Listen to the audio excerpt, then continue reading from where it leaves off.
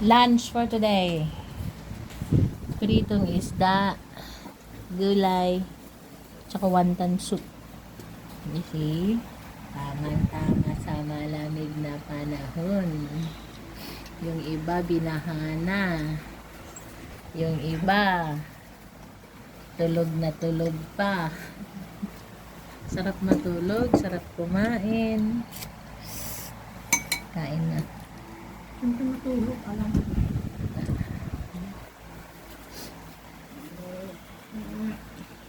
Yum.